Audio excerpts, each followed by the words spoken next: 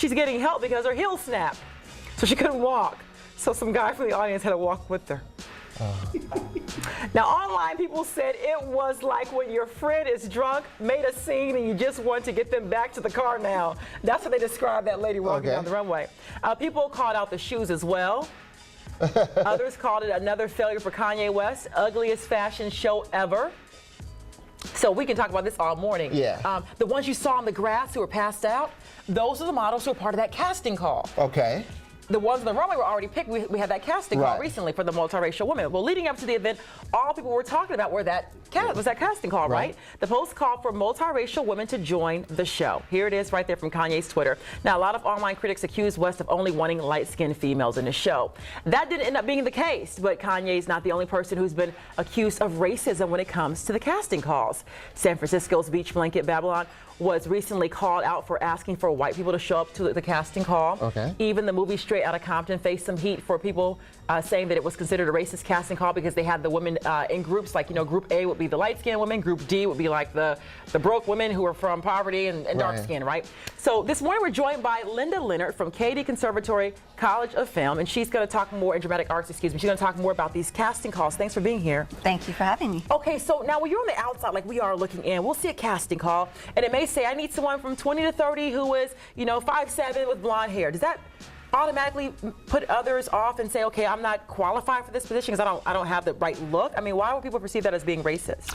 It's not. It's a part of the industry, and it's been that way for, I don't know, years. I'm older than dirt, so you know, it's happened all through in Hollywood, you know, across the boards. Happens with theater, casting calls. People, you know, artists want a specific type, look. They have a vision for their creativity, and so ideally they are allowed to choose the people that they want to choose, right?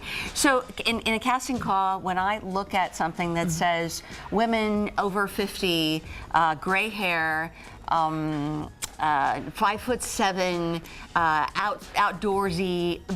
I'm short. I have brown hair, even though I'm over 50. But I'm going to go to that casting call because there's a possibility that I may change their minds. Oh, so if it's not calling for you specifically, you think you should still show up? Sometimes it depends on what the project is. Now, could the wording be rephrased sometimes? Like the Straight Outta Compton one, I think it was the fact that they had women grouped in different categories, and it separated them not only by their skin tone, but by what's considered beautiful. Like, you know, we need the women who are light skinned. They were considered like the pretty ones, and the ones who were they went so far as to call them the A-list. These are the models, whereas the D-list was, you know, you African American women, short hair, you know, short hair, darker skin, heavier.